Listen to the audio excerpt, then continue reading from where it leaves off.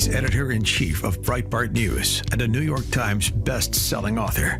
And on this podcast, he brings deep research, prescient analysis, and world-class guests. He's Alex Marlow, and this is The Alex Marlow Show. All right, I got a good one for you today. One of the most interesting men on the internet, and a friend of mine, Mike Cernovich, is on. So if you're craving a monologue, not going to happen today because I want to make sure all the time is dedicated to this opportunity to speak to a guy who doesn't do as many interviews as he used to do, though he's popping up a couple of times here and there. Mike, thanks for joining me in the Alex Marlow Show today. And let me start with that, which is fascinating start to your Tucker Carlson interview that you did recently, where you commented on how you used to be more prolific in terms of sitting down for interviews and spending time visually with people. And now a lot of it's focused on yourself, your personal life, your, of course, hugely popular Twitter account. What's your thinking here? Catch the audience up on this. Yeah, I had a strange moment. It was a good moment, but it was a revealing one where I was in San Diego and my oldest daughter was walking around and a guy comes around the corner and says, "Oh, hey, how you doing?" And then he said, "I recognize you, and I thought that was you because I saw your daughter." And at the time I was doing a lot of live streams and the kid would come into the office, sit on my lap, but I didn't really think of anything of it because you don't realize how many views you really can get, right? Yeah. And then it was all good. I've never had anybody come up and try to do anything bad. But that's when I thought my videos are getting, way more reach than it is, which is ironic because I was pretty early to having videos and I was pretty early to having a podcast. And now I don't do much of either, and everybody else has these huge podcasts. So maybe I missed a wave, and maybe it was a mistake. But my internal thinking went to, I want to have kind of like the best of both worlds. I want to have a certain amount of influence in the discourse without the fame and the notoriety, which is why a lot of people like working with me, because I'm happy to prop everybody else up. You guys can be the faces, I always tell people. And then I was reading a book one day and it occurred to me, I go, man, I don't even know what this author looks like. I don't know anything about this author. I don't care about what this author had for lunch. Maybe I should be more of an author and write a lot more and then do fewer videos. So now I do very few live streams, whereas people who don't know much about me don't remember what I would do 2, 3, 4 hours of live streaming pretty consistently every day in 2015 and in 2016, which was a pivotal moment for the country, and a lot of people weren't doing it. So I think a lot of people are doing video. A lot of people are doing great video. Do I really need to do that, or should I stick to writing? So you have an amazing Substack, The Other Side of Fear, which I subscribe to. If you go to mikecernovich.substack.com, you should subscribe. I'll just say flat out, I endorse it. You should subscribe. I get it. And it's usually unexpected stuff, longer form things. And anything else, Mike, I want to give multiple opportunities for people who chime in different parts of the video. Where, if they like your writing, where should they be right now? Yeah, those articles, even though I don't update as much as maybe I would or should, are timeless, where you can share them, you can link them, and I put a little more soul into it. So a lot of people find it confusing because they'll watch Tucker or maybe listen to this and think, wow, that's a thoughtful, I guess not young man anymore, that's a thoughtful middle-aged man. And then you see him on Twitter, you're like, well, who is this psychopath? This is, what in the world? This isn't what I heard. And I like to say you can have a little bit of range, and with a different medium, you can use different approaches. So Substack is more contemplative, soulful, longer form stuff like this the same way. And then Twitter is, some days I just, at the end of the night, I go, why did I even do that, man? I must look like a crazy person. And then I wake up and do it again. Yeah, we're in an interesting media environment where there's people who are sort of five-tool players and who do a lot of different things, and then there are people who are generally very good at one thing and then doesn't translate as well. I was thinking of a couple people, I don't want to say anything negative, but who are just incredible at Twitter, and then I hear them at radio and they're really flat on radio, and it's very surprising to me because I expect that they're just excellent at everything. And isn't it something that you kind of what do you recommend to people who maybe have crafted a voice in one medium and are kind of want to be in a different medium, but it's harder for them. Do you recommend specializing, or do you recommend people just dipping their toe places and then just seeing what works? It's because you've done well in several different outlets, but obviously your Twitter is your bread and butter. It's maybe the most important account on the right, period. What do you recommend for people in this sort of overwhelming environment where who even knows? I mean, these Twitch streamers they're more powerful than Hollywood blockbuster movies now. I mean, that's crazy. Yeah, I'm a bit of a auteur in that I have, if you talk about music, then what I do is multiple different instruments, multiple different modalities. Yeah. And I think that because some people are great on YouTube and then on Twitter, it's terrible. And if you watch their hour-long YouTube video, they can develop an idea, but then they can't synthesize it on Twitter, and then they end up double backing, backpedaling. That isn't what I meant. And maybe they are, maybe they aren't. But there's somebody very particular who comes to mind in that regard where I don't follow his other stuff. And then a tweet will come up and I'm thinking, oh man, I got to do this again. I don't want to do this again. Yeah. And then I'll kind of destroy it. And then the person's like, well, that's not what I meant. Well, if you're a professional, you should know. So I think that if people are trying to find their voice, then the way you train that is, and in my case anyway, I take long walks with no headphones, no phone, no anything. And I just let my mind sort of run. I just sort of think, I was talking to Marlo and I'll maybe go over questions that we had before, or I'll have debates with myself in my mind. And then by the time I talk to somebody, and also that's why I do fewer interviews, because I feel like when I talk, it's more impactful because I've been mulling things over for a little while. And so if somebody's good on Twitter, on X, they're a good writer, what they need to do is take those long contemplative walks and mull things over in your head and literally, talk to yourself. I talk to myself from the time I get up to the time I go to bed, and the time alone really helps. And then the other end of that would be if you're a good speaker, because a lot of people can do radio and their X accounts are terrible.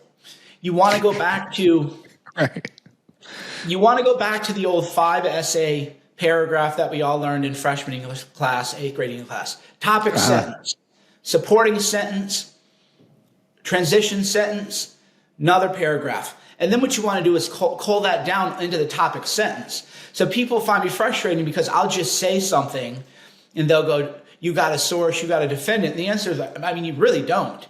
You can just share what you believe to be true, and you don't have to apply the rules of logic, which is you made a claim, therefore you have to support it. No, actually I don't. You don't have to read me, right?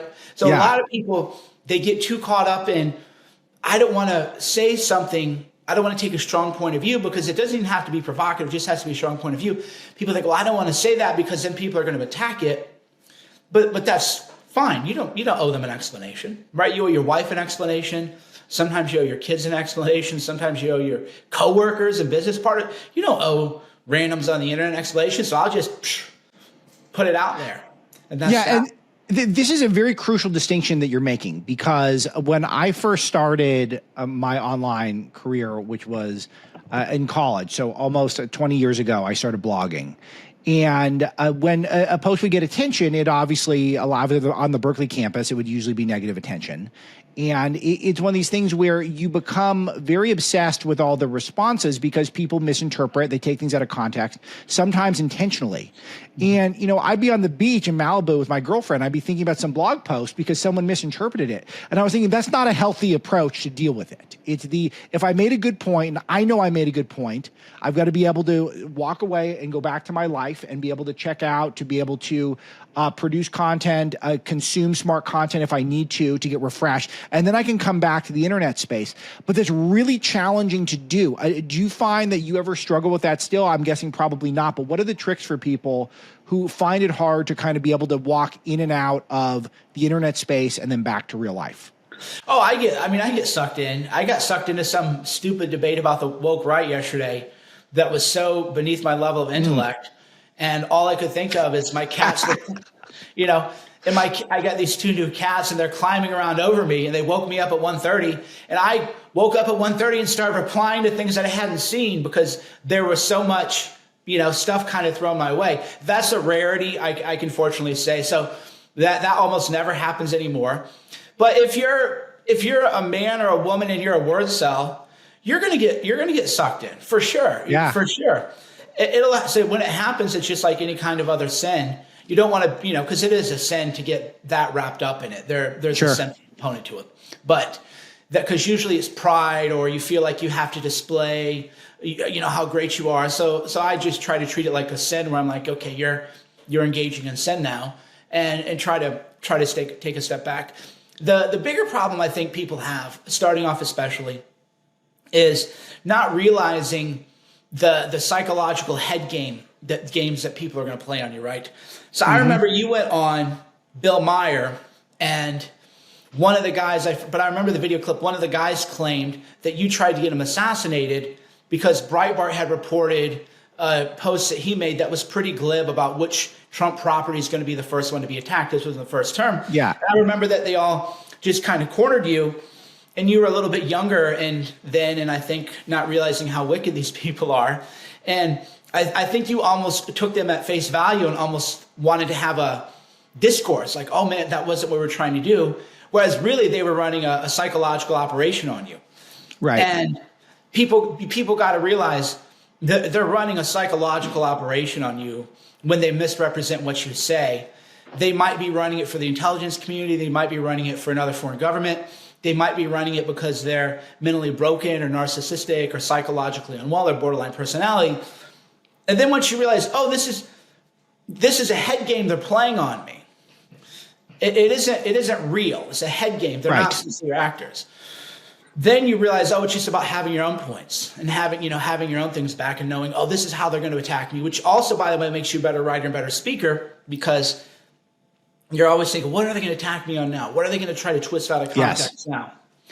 And that you just get better at that over time, but you have to have that right framework, which is we're not dealing with sincere actors. They are going to clip you, so be mindful what you say, right? Because there are even times where I'm saying something that I know could be taken out of context, and then I'll call an audible and say, oh, by the way, they're going to try to take that out of context to be clear, knowing then that if Aaron Ruptar or somebody clips that out, right? Rupar, yeah, of course, yeah, so that's his job. Yeah. So in a way, the enemies make us stronger because we can't. No, totally. And let me talk about this because I love this. This was a really formative day for me because this is where, so a lot of people have seen the video. If you're watching this, you've probably seen my Bill Maher appearance from 2017 where I'm on with Bill, and that went very well for me. That was probably my best TV appearance that's out there, and that's very enjoyable. But then they did this overtime thing where it's like a 4-on-1 deal, and Malcolm Nance, who's a deep state guy who's on MSNBC, he accused me of trying to get him assassinated because Breitbart lied about him. And I was not prepared for it. That was my main sin there was I didn't anticipate that line of attack, which made me feel very stupid because if I had 5 minutes to prepare for that attack, Mike, I would have known that he was lying and that I had quoted him completely accurately and I would have thrown it right back at him. He demanded an apology, which I wouldn't give him. So that's to my credit, but it's basically my main sin there was I did not anticipate the attack. And so I didn't know how solid ground I was on. As it turned out, I was on really solid ground. But he was not trying to be genuine. He just thought he had a line of attack, and he was getting applauded online before anyone would have ever bothered to look up that, oh yeah, the Breitbart story was right, and this guy's actually an asshole. Like it's there's no time for that. And so we don't know those patterns always until you've thought it. You got to contemplate it, or else you're not going to learn those things.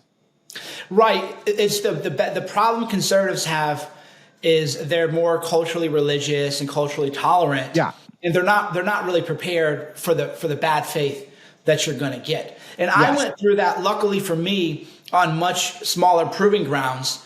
And, because I was early user of Twitter, and I would say, wait a minute, because the gaslighting, which is another thing people have to get used to, I would say, I never even said that. But then you're second guessing yourself. Whereas now I don't respond to anything. People, it drives people crazy because they'll go, oh, what about this? And I go, I don't do that. But you do have to have that baptism by fire. There's no way to escape it. And you're going to get got sometimes. And so what? You have a bad day. You wake up the next day and you move on.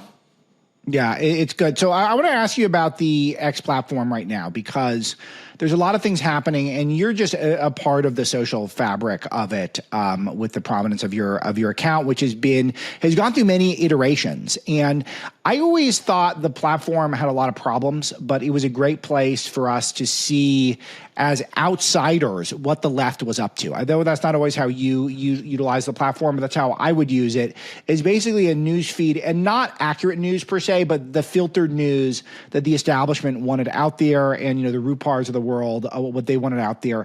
And I found that to be useful. And then Musk took it over. I think he kind of got cornered into taking it over.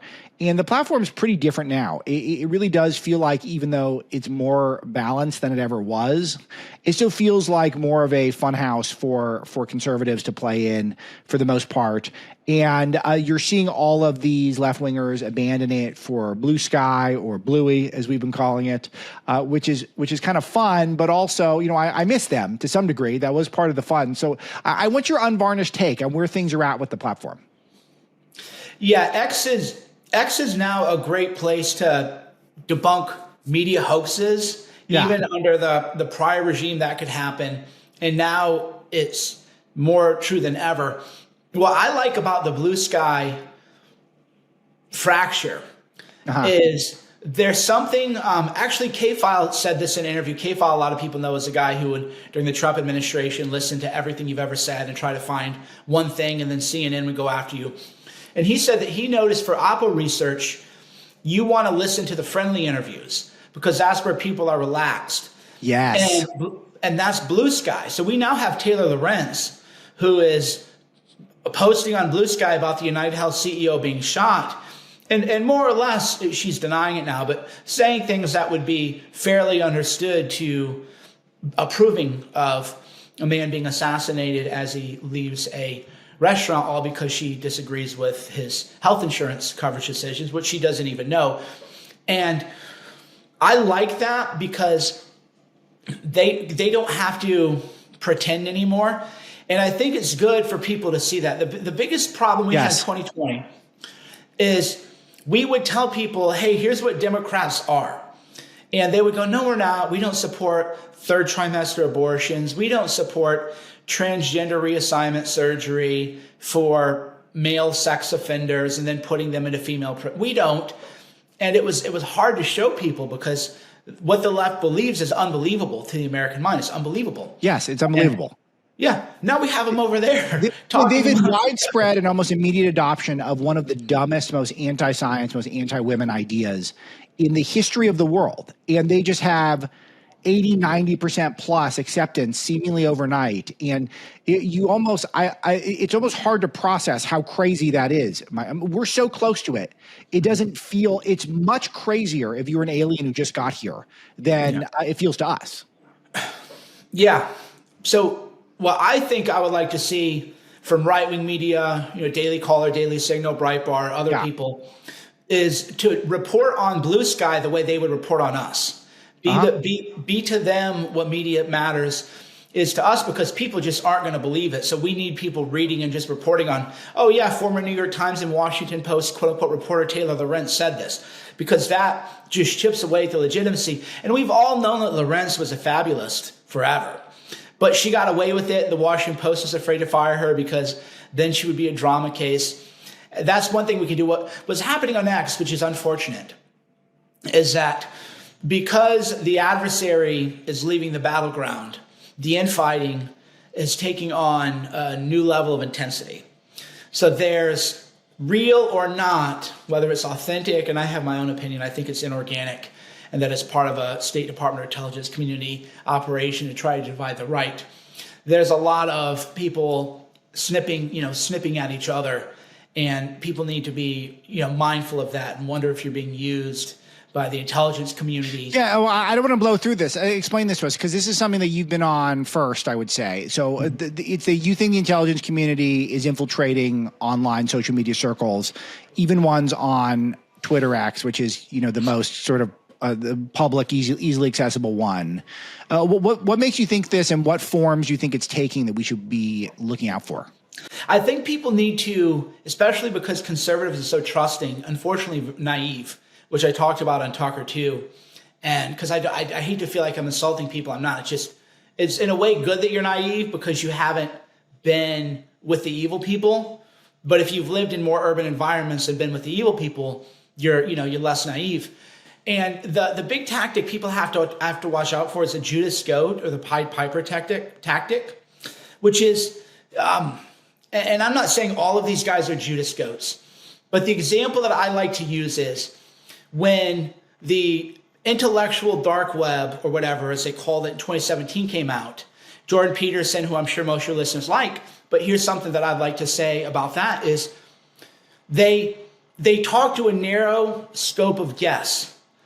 David Frum, Sam Harris, each other. And in doing so, they try to frame what the Trump movement is or the MAGA movement is. You'll almost never see, for example, somebody like Charlie Kirk on Jordan Peterson or on trigonometry or on Eric Weinstein or on Barry Weiss to say, no, here's the Steelman case for the MAGA movement. Why don't you talk to us, the organizers, the people on the ground? If you want to talk about the 2020 election, why don't you interview Molly Hemingway, who wrote a book on it? If you want to talk about the Bidens, why don't you have Alex Marlow, who wrote the definitive book on the corruption? Why don't you have Peter Schweikert on to talk about the Clinton cash? No. So the way it works is they're pretending like they're explaining a movement, but they're not accurately representing the movement. And then they pull off a certain number of MAGA curious people. And then at pivotal moments, they try to steer that energy away from the Trump movement. So we saw that a lot in 2017 and 2018.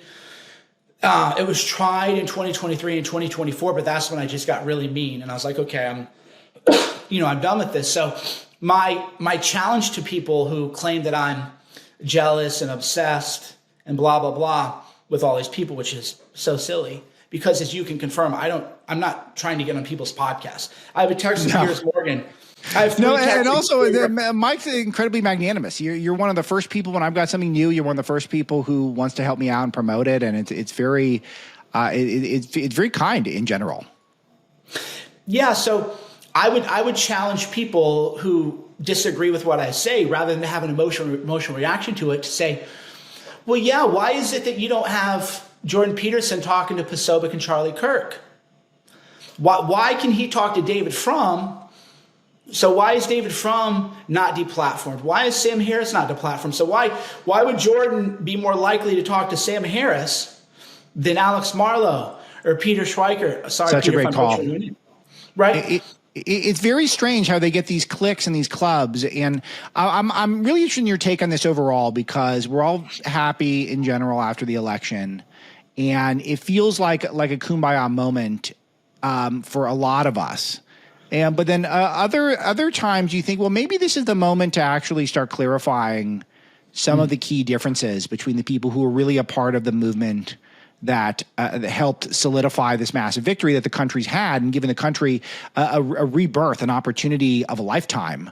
I've never been more optimistic about the country. I was very pessimistic until 2 months ago, to be honest with you. Not on a personal level, Mike. On a personal level, my life's great. But on a broader country level, feeling we're on the completely wrong track. Now that's not true. And a lot of people who missed key benchmarks and jumped off. And you've been hammering Peterson for the Kavanaugh, for cucking out on Kavanaugh, which is, I love what a lot of Peterson has to say, but I mean, he completely failed on that one. And it's just one of these things where you have to note that stuff. You have to note it, because then you know, like, who you're really following into battle here, who should really be the field generals as we try to take this country back over the next 4 years. Right. And that's why I always limit.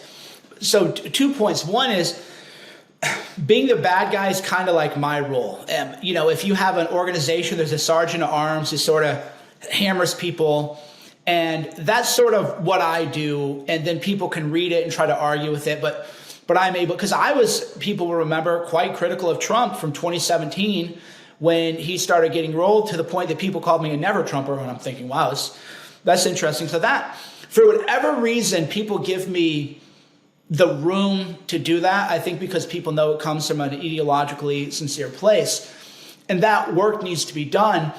And it imposes a social cost on people who are just sort of getting away with it. Like, I honestly, I really have a problem with Jordan Peterson's podcast guest selections when they talk about politics. I have a real problem with that. Interesting. And I'm not afraid to say it. And that's great that you're not afraid to say it, because I wouldn't think to say anything, though of course I've thought it. Of course I've thought that before. And that's a great credit to you, because it takes some real bravery, because you have some overlap in his audience. Mm-hmm. And a lot of the thing now that I'm afraid of is that in this sort of tribal environment, people are afraid to stand up to their audience. I had a very similar thing. I feel very much like you. I'm not as prominent on your main platform, which is X, but I did the same thing on radio, where when Trump was making mistakes, particularly early in his administration and a few around the election, the way the election was contested, I'm not saying there weren't improprieties. I think it was contested in a completely idiotic way. I would say that stuff, and then I could tell some of the audience was just completely furious with me, and it doesn't. I don't really care. It's heartbreaking to a degree, but it's not. My role is not here. I'm not here to make friends with everyone. My role is to call it like I see it, because I think I see things well, and you've really embraced that. And has that always been your personality, basically, or is that something that you've kind of come into as you've been online so much? I think psychologically I'm broken. I'm broken in that way, where it's I would like to say that I'm so enlightened and intellectual and above it all, but there's some degree of, because I hold myself to very high standards. I'm very hard on myself. I still go back and think, because a post a lot of people pull up on me is they lie about what the video is, but it's a video where I'm saying, look, I wear a mask because I'm not going to harass some $12 an hour clerk over a mask. Go protest at Nancy Pelosi's house, right? But they clip that out, and then it's me in a mask. So I go back and I think, maybe I should have just fought the mask stuff. I didn't believe, principally, I can defend the position because what are you going to do? Like, I've had jobs like that in customer service, and you're just like, dude, I don't have any power. What do you want to do? So I'm hard on myself. But is it that I'm just hard on other people, and then I tell everybody, I really go back and I think, maybe I should have just been one of those people running around in a store making them call the police and kick me out. I don't know, maybe. So you want to have a critical self-analysis, and then even though I think that's small ball and kind of stupid, but the funny thing they had to do with this, they don't share the video, they only share the image with me in a mask because they're claiming I was afraid of COVID. But you should go back. So I think Peterson should go back and say, what led me to this position on Kavanaugh, to the point that he defended it in 2023. And it's not like he made a mistake in 2018 and then re-examined it. In 2023, he said, well, I thought he should have resigned because he was too divisive. Yeah. Well, I think he should.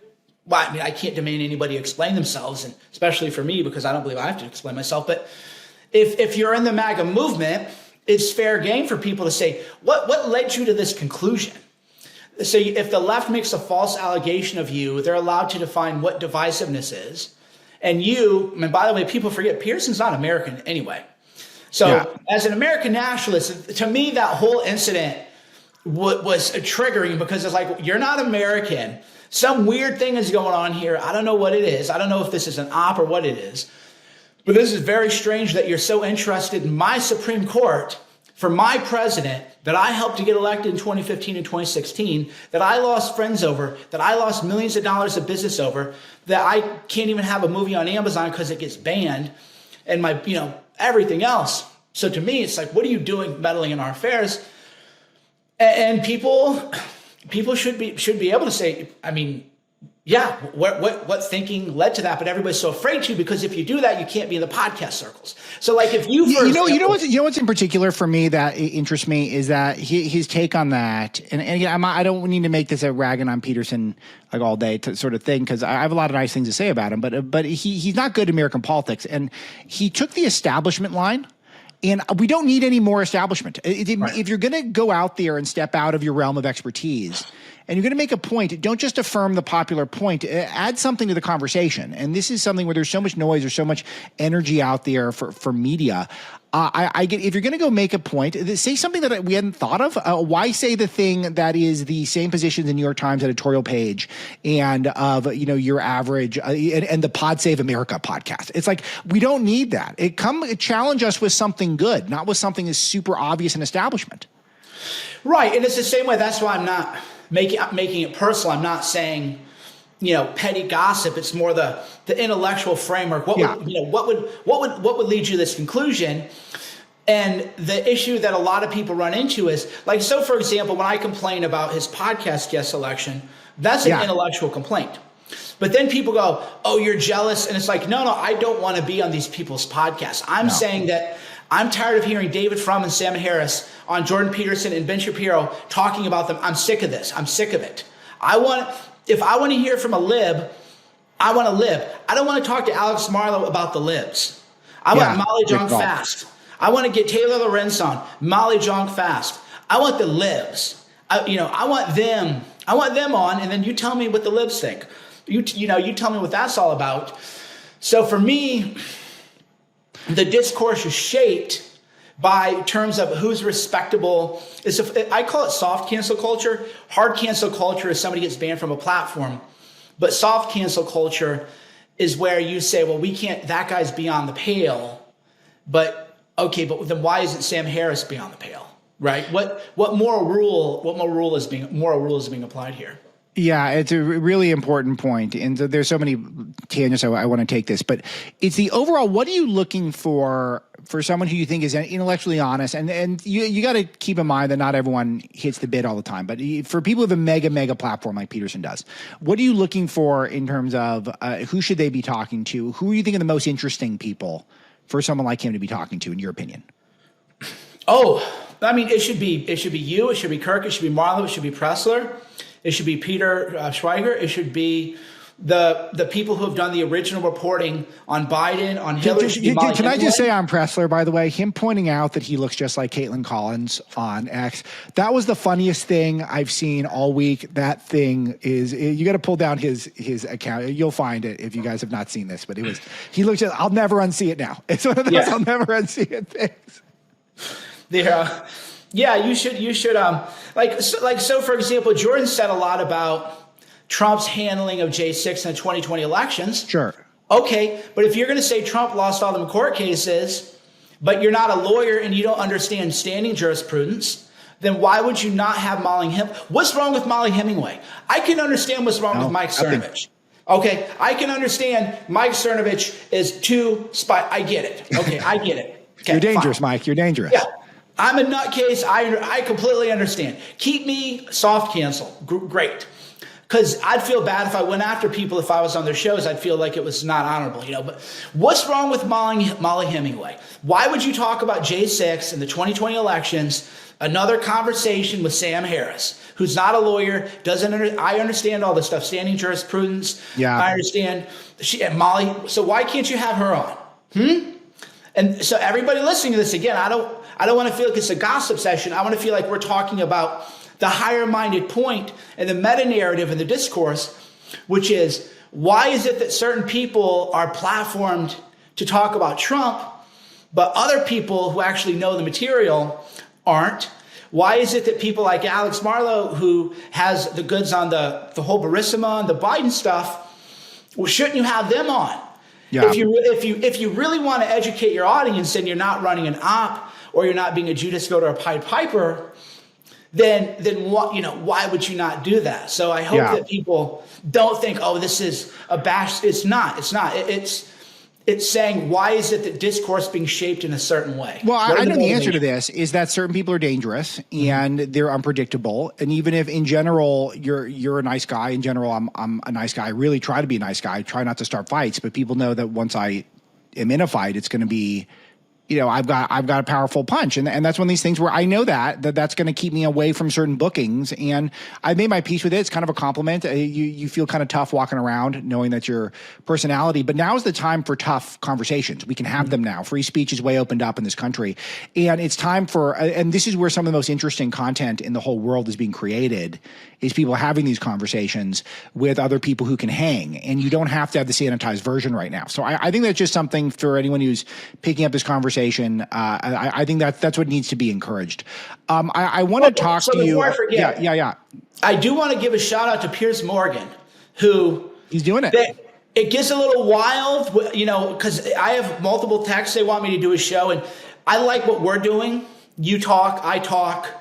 Gentlemen, if I go on a monologue, you let me. If you do, let you. Sure. Whereas there, it's just, but he's putting everybody on there, man. So in terms of who should people? He has every issue of Israel-Palestine covered. He has every issue of Ukraine, you name it. So people, I think, should give Piers Morgan. I think Piers Morgan is a good example of someone who's doing what we're talking about, which is have on everybody. Don't claim a person's too dangerous.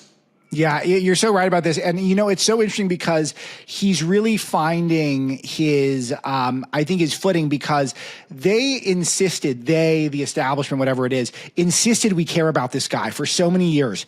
And I always found it so confusing. I didn't find him particularly smart. He's obviously not particularly good looking or anything. It's like, why do I have to, he's not American. It's like, why do I care about this guy?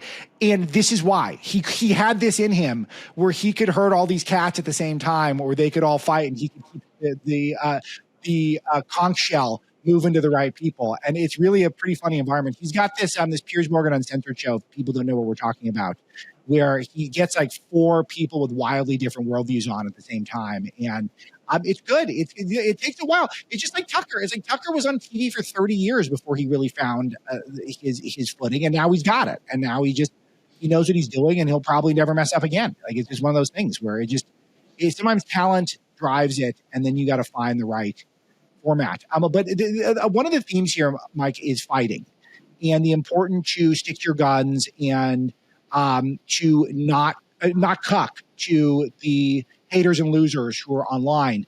And so I would be remiss if I didn't get your take on the current cabinet battles that are going on with Trump, because I see this as fundamental, that you don't back down. This is not a hard one. This is not a gray area. Trump gets the guys he wants. And unless you're going to show me some literal dead bodies, I'm behind Trump's picks. And I feel like we have to have this conversation again with certain people on our own side, which is, I thought this was asked and answered, but give me your perspective. Yeah, I think Pete is for Secretary of Defense is the big test. So there's Trump is doing so much better this time than the first term, which is why, other than the DEA pick, I've sort of kept my mouth shut, because you let the boss be the boss, right? It's like there's nothing worse than you become the boss and then everybody every day is in your ear. I don't want to be like one of those people, but Gates, even though I disagree with it, so again, what we said about people clipping things out of context, even though I disagree with it, I could still see a logic to what happened. Okay, you give the Senate its scalp, even though Schumer didn't demand that of Biden. For whatever reason, Republicans have to do this. Republicans have to say, we'll give the Senate a scalp to protect the institution, although Schumer made no such demand of Biden. You could say, okay, Gates, if they tried to push him, the Senate would demand an ethics report come out. Maybe, who knows what's in there. Maybe it's a little riskier than we thought. I don't agree, to be clear, but I can see the logic. Okay, there's no logic on not backing Pete. There's no logic. There's only, do you have the will to do it? And do you have the will to make the Senate take a vote? So when they killed Gates's nomination, they did it in a backroom deal, and allegedly it was 4 particular senators, Collins, obviously, Murkowski, obviously, and 2 others who torpedoed him. But by we, I mean Trump, he needs to tell the Senate, okay, if you're going to keep blocking my appointments, then that's fine. You're going to vote on it, right? So maybe I won't have a Secretary of Defense on day one, because that's what they're saying was, well, you won't have a Sec Defense on day one. Fine, but you're going to go on record. If Joni Ernst wants to block him, then you can block him in public on a vote. So that right now is the game of chicken. Is they got away with killing Gates behind the scenes. They're trying to kill all these other nominees behind the scenes. Trump's eventually going to say, you know what? No, I'm not going to ask them to withdraw, and we're going to have a public hearing, and you're going to vote in public. And then you can think about a primary, maybe Elon, maybe people want to get in on that, but no more of this backroom blocking. Yeah, that's exactly right. And I was thinking about this with some of the debate about Pete, is that I don't feel like I'm hearing the people who are allegedly on the fence or undecided, hearing what their specific complaints are about him. Is that there's all this anonymously sourced stuff, which I thought that was done. I thought we didn't do anonymous sources anymore.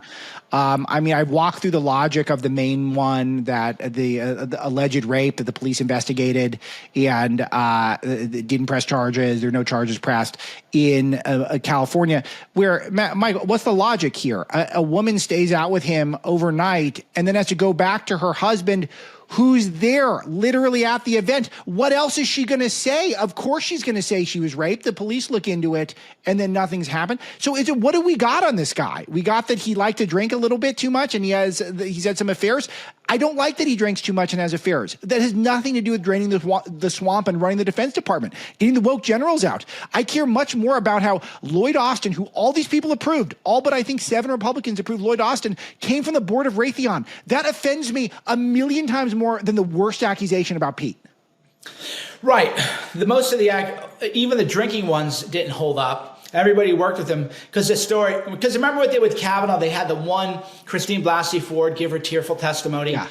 And then Ronan Farrow said he had a story, which made all of us nervous because up until then, Ronan was sort of a shrink. We were like, uh-oh. And then they tried to say he was in gang rape gangs where he and right.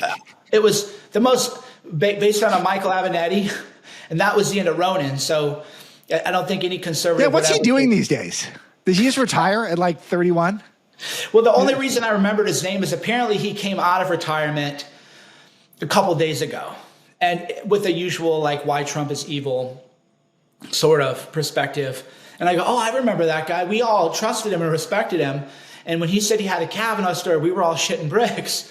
And then we saw the article and we thought this is the end of any trust that we could ever have. And then of course with Hegseth, I'm so bad with names, by the way. I always apologize to people when I say names because I read. I don't watch TV. I read. So I don't know how to pronounce any names. It's the same thing. Yeah. I got the same thing. I got 6 or 8 talk show hosts I like, and then I just read. So it's like if any of my favorite talk show hosts are not pronouncing the name right, it's over for me. Yeah. And then my dad doesn't pronounce any names right, and he's the person I talk to the most, probably. Yeah. So it's like, so I'm completely lost here. So I won't be able to help you with whatever you got. Good. Okay, we'll just call him Pete. So it went from the allegation against Pete, which I think everybody finds is not credible, to 10 anonymous sources claimed he was drunk at work. And then everybody goes, no, wait a minute. He was there from 6 a.m. to 3. Nobody's wasted that many hours. So the media, as usual, did what Ronan did, which was, the Christine Blasey Ford thing was a bit of a show. I think if people watched it, you still believed Kavanaugh, but you could at least think maybe she hallucinated it. I don't know that you would say that she just made it up, right? Like she believed something and maybe due to mental illness or something. But the Avenatti stuff was all just obviously fake, and Ronan, of course, ran with that. Yeah. Oh, no, that was so fake. That's one of my favorite parts of my first book, Breaking the News, is the fly lie. I break down where she said that she needed to get up the gumption to go visit friends. Or a gumption thanks to friends to go across the country to testify.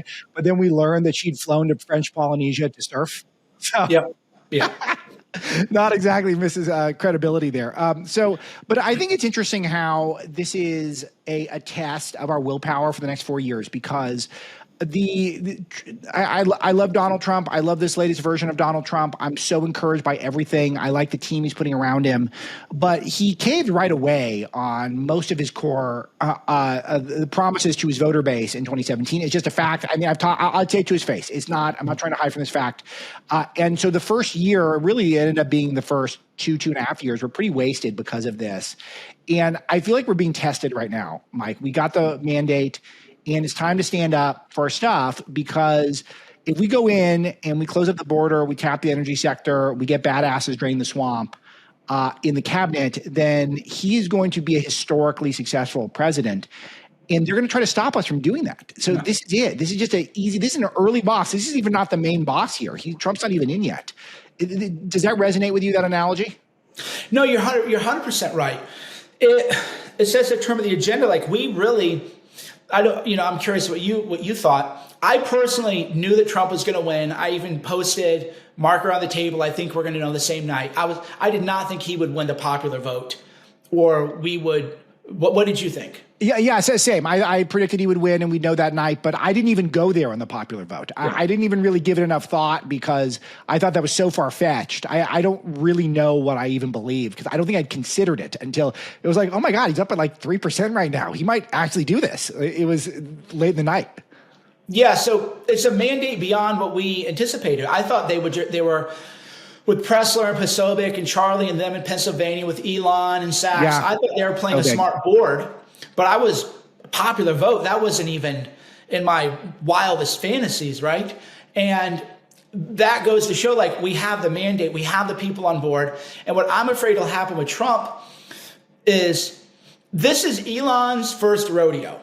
Mm-hmm. And he's learning what we learned, or at least what I learned. You've been around this world more than me. I remember when we had Trump, both houses of Congress, I was like, oh man, we're going to run the table. And of course, obviously the first week or two, it was obvious it didn't happen. So we can't have Trump be weak, because what happens if Elon's, you know what, this is stupid. Elon could always go back to the Democrats. I don't think he will, but you have to, in your own mind, war game this out and think, you know what, if Trump looks weak, doesn't stand behind his people, Elon might just say, you know what, I can just create overtures to the Democrats and I don't have to go back and be a Democrat. But maybe if I agree to sit out the next election, they'll understand that and they'll leave me alone and everything. I think that would be a mistake, but I don't even want Elon thinking like that. I want Elon to not be where I was in 2017 or you were, where you're just pulling your hair out. I want him to think, I'm glad that I spent hundreds of millions of dollars to do this. I'm glad that I spent $44 billion to buy Twitter. I'm glad that the judge in Delaware stole $56 million of my money twice. Once in the original verdict, and then second by claiming that the shareholder vote couldn't happen to give him the money. Like, this guy's out $100 billion. That's what he's out so far for this. Okay, I don't want him to say, what did I get myself into? I want him to say, I'm glad that we did this. We're making momentum. And any kind of weakness for Trump is perilous. So this is a perilous moment for us. Yeah, it really is. And that's why, look, we got to be happy warriors here and support them.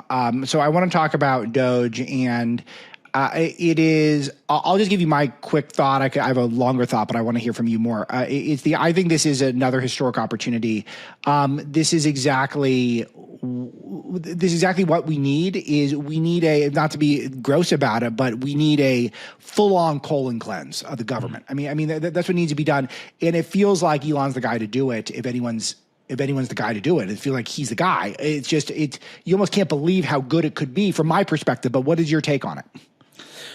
At the very least, they're going to uncover a lot of contracts. So I love the moonshot, cut a trillion. Realistically, what I think they'll be able to do is, as Trump was able to do in 2020, is, remember in 2020, Trump ended all the DEI contracting out, and he basically destroyed the industry, and then it all came back with a vengeance. So I think that with DOGE, they can find stuff like that where Trump can just sign an executive order and say, oh, why are we doing this? Why are we funding this? So the $1 trillion moonshot, we all need to be realistic about.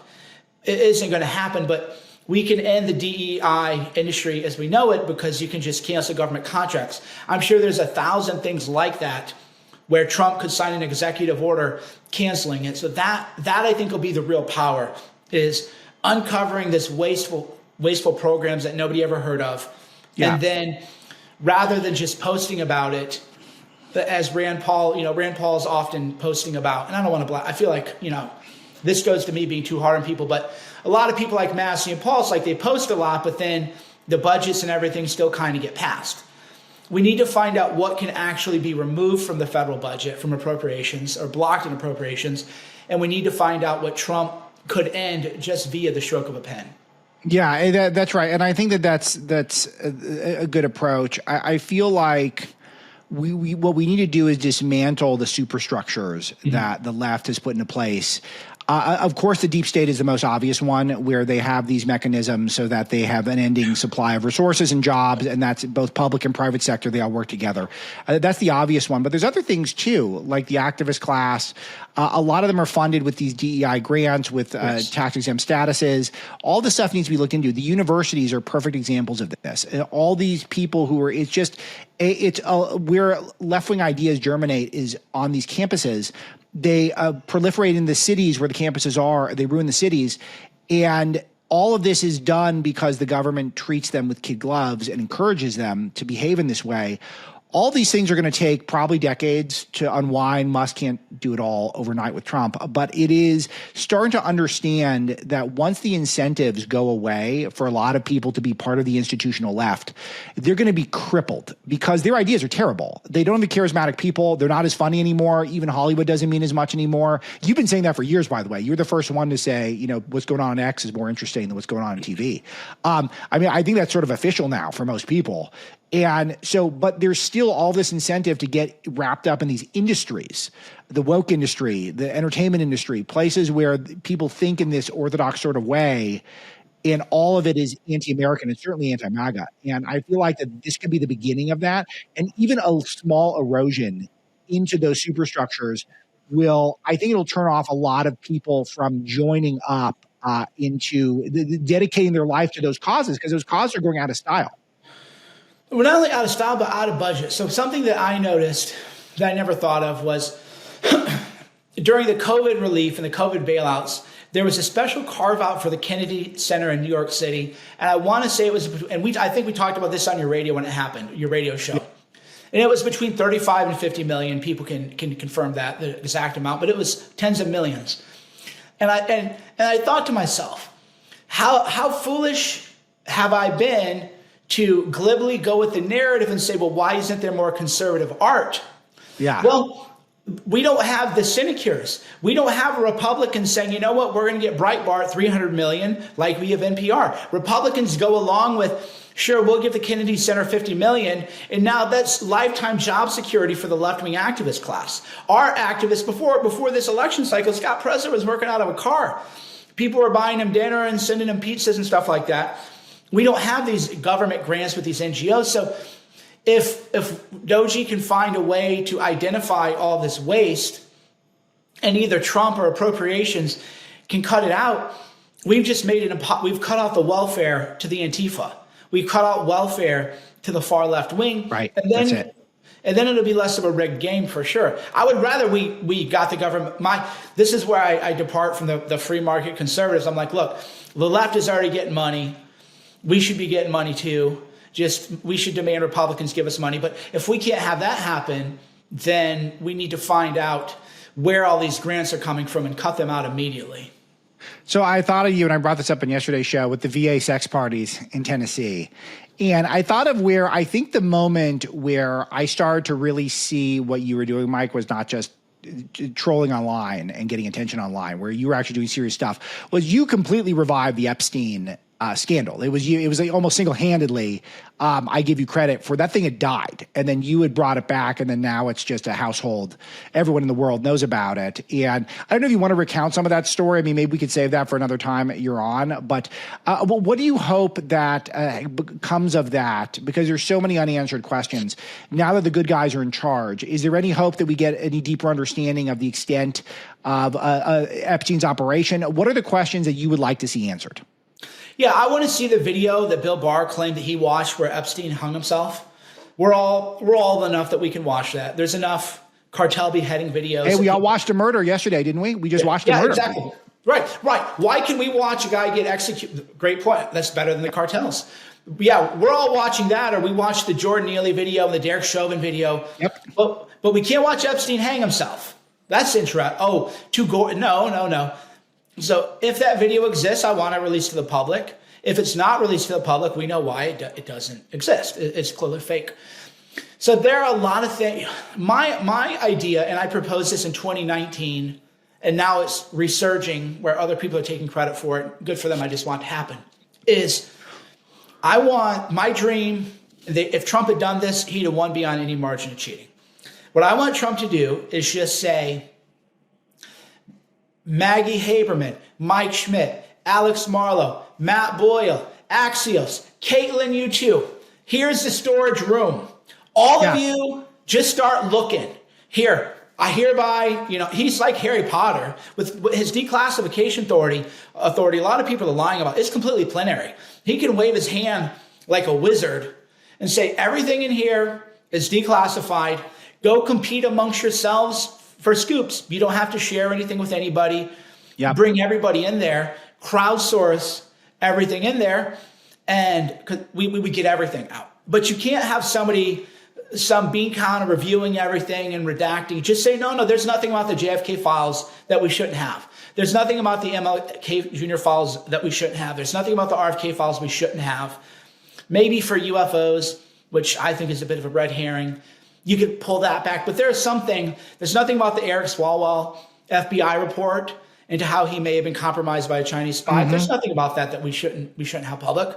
But then rather than having a taint team go through and redact, just send in all the reporters and say you're all going to compete for scoops.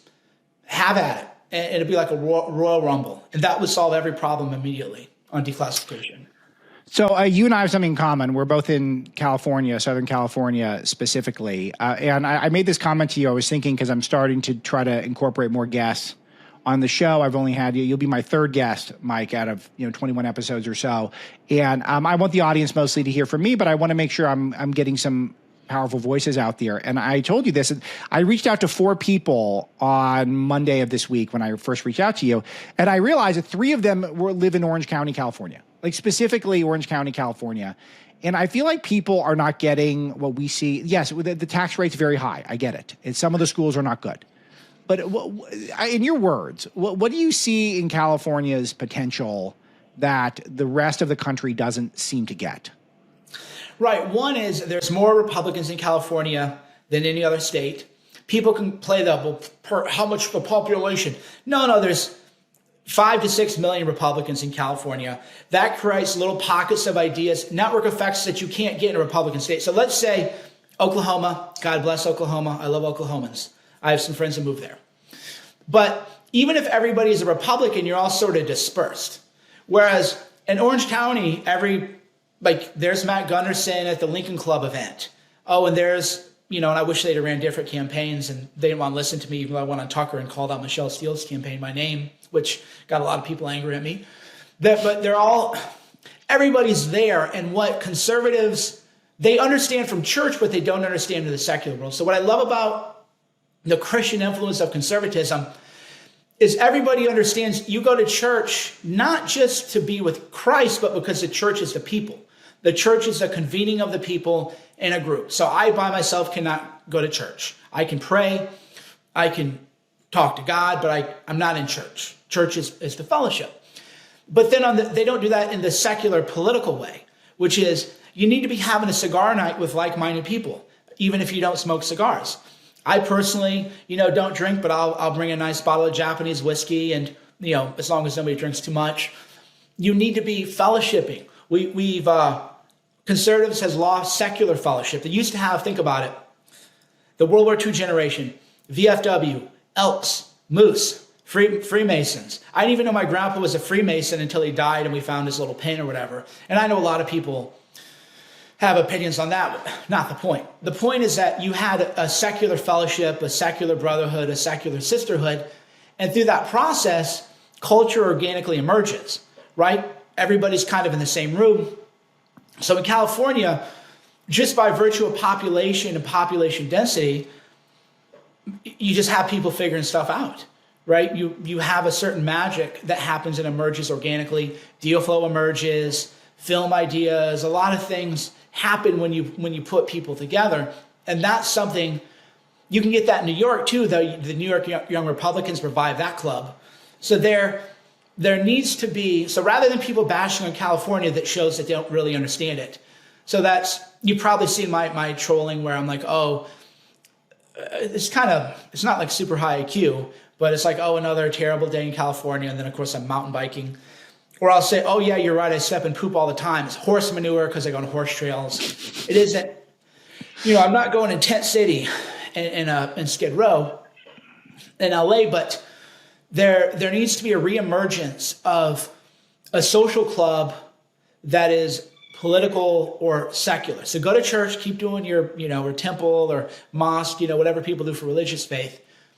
But you need to be doing something political, which also ties into another point I have, which is ironic coming from me, how I'm so pro-women now, is women are good at this, men are terrible at this. So this is not for the women listening to your podcast. They're already doing this. They're the ones who are the poll watchers. They're the ones volunteering to host fundraisers. They're the one who keep the glue of the conservative movements together, while all these young male podcasters bash women all day and claim they shouldn't vote and everything. It's like, well, how many people have you registered? They got so mad because I'm like, well, how many people have you registered to vote?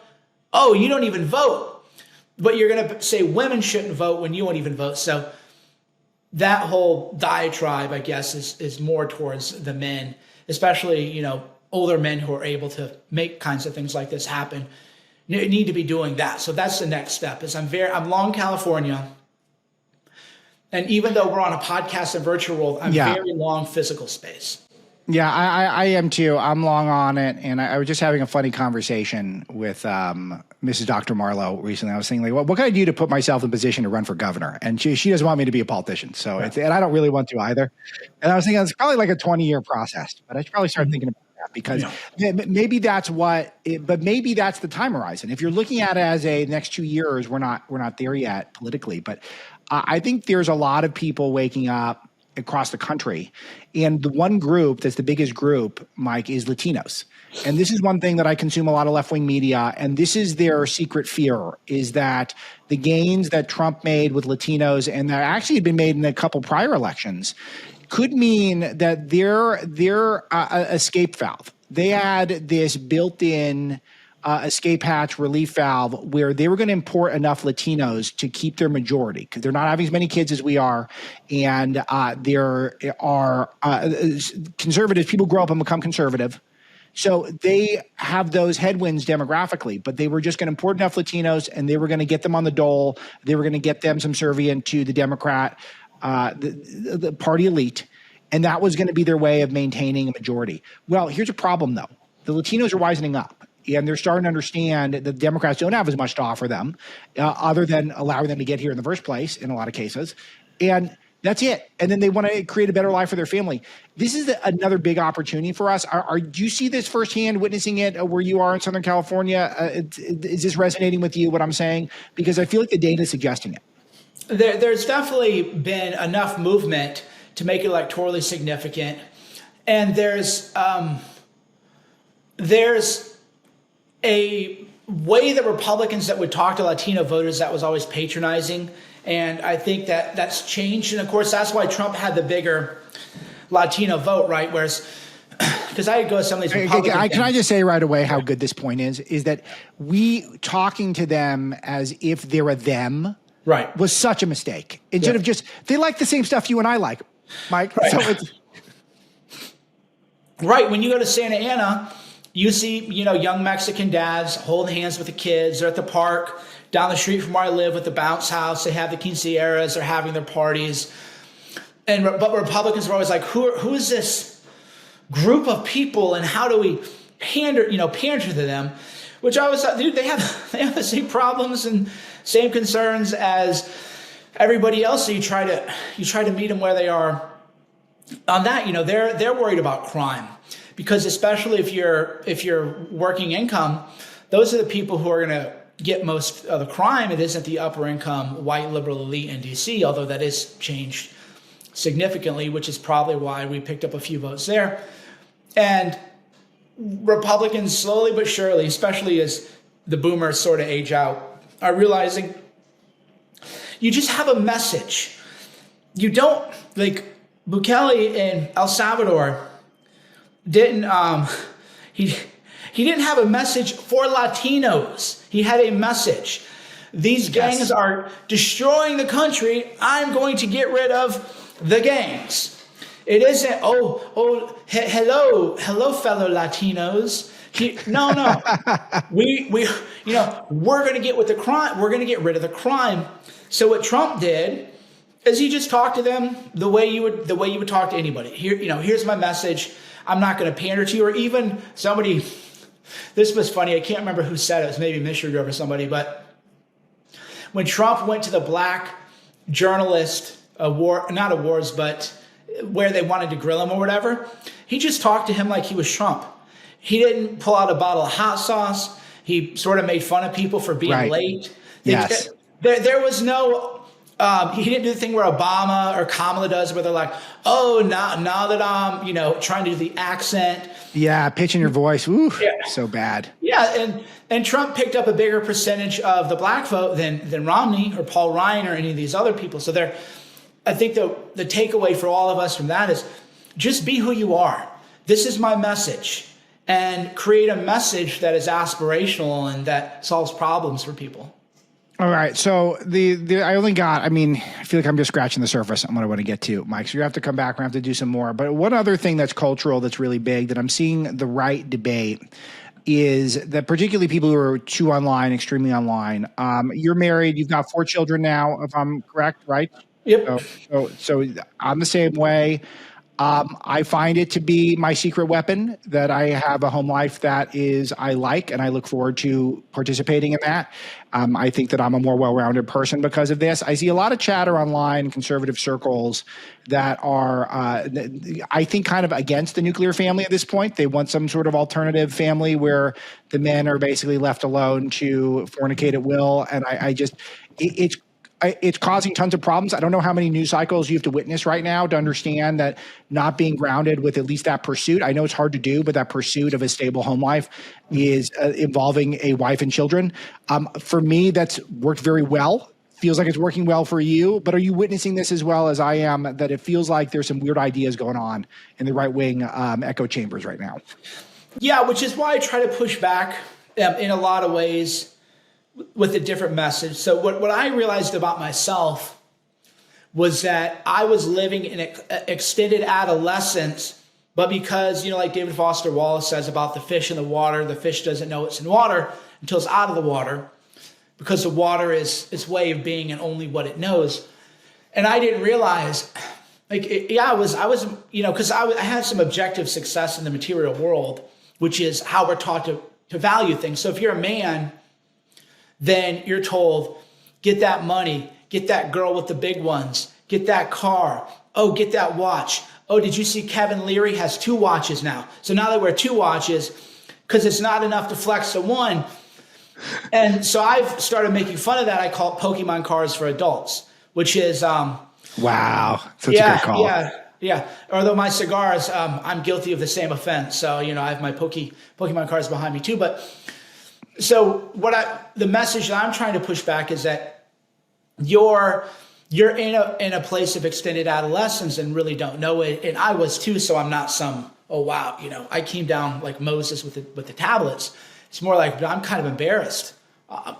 Sometimes I'm still embarrassed at 47 where I'm like, man, I feel like I went a little too hard on this guy. Man, I should, what am I doing sometimes? But so these guys who don't like that message, they think, well, I'm a man, but really, no, you're a kid. Yes, that's right. Much as you might, I was a kid too at 35. So this isn't me, again, being Moses, but I realized, dude, I'm a little kid and I don't even realize it. Like the things that occupy my time, money and fornication and this and that. And then, of course, as you live long enough, you see the end road of that kind of life. So what I try to share with people is there's a way that it doesn't make you a sitcom schlubby dad with a wife who henpecks you. Yes. And then but that doesn't mean you have to go be a serial fornicator in Las Vegas or try to be like Dan Bilzerian and hold that. Because I think Dan Bilzerian is not a happy person. I've always said that for years. And people, of course, will say, he seems very angry whenever you see him. It's kind of interesting. Yeah. And people go, oh, you're just jealous. Like, no, I mean, I've done well enough in life that if I wanted to go in Vegas and I wanted a table full of that, I could facilitate that. I have no desire for that. But you see long enough now, you realize, man, these guys, they just don't seem happy. So unfortunately, the younger guys have to see that for themselves. So what I try to do, which is hard because I don't like to post family content because then it feels like you're using your kids for a brand. Maybe you have an answer for this because I don't. So I'll throw this back to you. So I feel like the biggest mistake conservatives and us are making is we don't want to use our children as a brand or push them out there. But by not doing that, we're denying people what they need, which is media showing that not every family is a Kardashian. So we're not really offering them an alternative model of what family life looks like. Yeah. I'm really glad you brought this up because I struggle with this personally pretty much on a daily basis, because I struggled with it today because I saw a photo from my Thanksgiving with my family, and I'm torn about, I would like for people to know that this is possible in America, that you can have a beautiful wife who doesn't henpeck you and you like a lot, and lots of happy, healthy children who play with each other. And it's freaking awesome. It's just like what we were told. We weren't lied to in that regard. It's great. And I feel like if I were to, put that out there, that a lot of people would think it's exploiting them. Right. I don't really want to feel like I'm using them to advance my career, because it wouldn't advance my career. That's a fact. It's like if people saw my family life, they would be very interested, because it's good, and people like winners. And I'm not trying to brag, but I'm trying to confide in the audience in something I think about, is that I'm completely protective of them, because I don't want that perception that I'm using them. But it's also, I do feel like I'm withholding a little bit from the people who are interested in me and what I'm doing and my ideas. What grounds a lot of it is this group of people who I kind of keep a secret to protect them. And I don't know if that's the right thing, Mike. I really don't. No, I don't either. I mean, I know there are people who are like, "Oh, I didn't know you have a fourth kid," because I put family life out more, and then as I've had with my first one, then I've gotten more, because I would read Matt Walsh's take on it, and he's very anti. And I'm thinking, I think Matt makes a good point. It should, should adult men really be sharing these private moments about their kid? And I'm like, that's a good point. And then I go, but the other side of that is, then the only messaging people get is Kim Kardashian raising her kids listening to hip hop, and my kids don't listen to any of that music. So then you think, well, Walsh is right, but the alternative then is making everybody only see that this is the model of family, which is a degenerate secular culture. So then, how do you really kind of square the circle? That's it. And I don't know. I know that if I ever change my mind and I am more, and I feature more of them and stuff that I do, and maybe that day will come, I know that I can't undo it. It's like, once you do it, it's there. And that's, I know for now I can go both directions. I can change my mind. If I go the other way, then I can't change my mind. So that's kind of where I'm at now. But that's why it's good to have these discussions, because I learn a lot from you. I've learned a lot from you over the years, and I feel like you like these discussions as well. And we're all learning. It's all a growth process, because the target is moving, and that's one reason why I don't give up in California. It's why that we got to look at some of these cabinet picks as a real litmus test for who are the fighters and who are not. And it really is a connective thread with everything we're trying to do on the show. And at Breitbart, I know with your account, is we're trying to work through some tough issues, because you don't know what's going to be a challenge. This is a challenging one for me. It just is. Yeah. Well, the last thing before you cut me off, just food for thought for you, because I was talking to some guys at the Blaze about this too. I feel like, and it's changing a little bit with Alex Clark, she's got her show now, I feel like the low-hanging fruit right now in all the conservative media is a parenting podcast and parenting information where you find a way, and I don't know how to do this. This is just, like I said, throwing it out there, where you are talking about parenting issues and all these kind of issues, but without using your kid as a vlogger. Oh, here's me grocery shopping with my kids. And that's something that I hope somebody, maybe me or you or Tyler or the Blaze or somebody, can figure out how to solve, because I feel like if we were able to present a more aspirational family, because this is our family life. That's something like, I'm the same way with you. Like, I'm proud of my family. I think I have a good family life. My kids are happy. We got cats playing around, and you have these weird moments of like, oh, wow, I didn't know this is what like life could be like. You feel almost like you're high, right? You're like, oh, wow. And it's a very mundane in a way moment, but I'm like, oh, I got 2 cats, a dog, 4 kids. I always have friends who are in from out of town who have weird life stories coming into town, and who knew life could, end up this way, and isn't America great, blah, blah, blah. Yeah. But then I don't share that, because then I feel like I feel like it's schmaltz, or I feel like I'm, using my family. Yeah, no, it's funny. Alice Clark's really interesting. She got, I've interviewed her in the past. She's a Turning Point person, and she does a lot of culturally, but still political type stuff online. She gave me the most frequent compliment, Mike, that I get in my line of work, which is, "Oh, you're my dad's favorite." Mm-hmm. You know, my second most common is, "You're my mom's favorite." Those are the 2 I get. So I got to work on hitting that younger demo. I guess. I think that's the message in there. You've been so generous with your time, Mike. I told you 45 to 60 minutes. We're at 75 minutes because you're a beast. Is there anything you want to get off your chest right now, or can I plug The Other Side of Fear? MikeCernovich.substack.com for that. You're already following Mike on Twitter. Don't sleep on his Instagram, which is terrific, and you do get some of the more lifestyle content, which I always enjoy. Anything else you want to share or plug? I just want people to really mull over what we just said for the last 5 minutes about how do we do this? Maybe people have ideas they could send you or me or Daily Wire or The Blaze or I don't know, but it's something I think about like you every day. I think about this problem, which is like, man, I don't know how to do it. And I would like people to think more about that. Yeah, I agree with you. Aloha@alexmarlowe.com. Any ideas on how we continue to make the case really for, I think, the nuclear family and for being an aspirational lifestyle movement, but also retaining our integrity politically, spiritually, et cetera. It's a tough thing to do, but this is one of the frontiers I think we need to take on. So, Mike, always thoughtful. You know how much I love these, and hopefully we'll do this very soon. Always a pleasure, brother.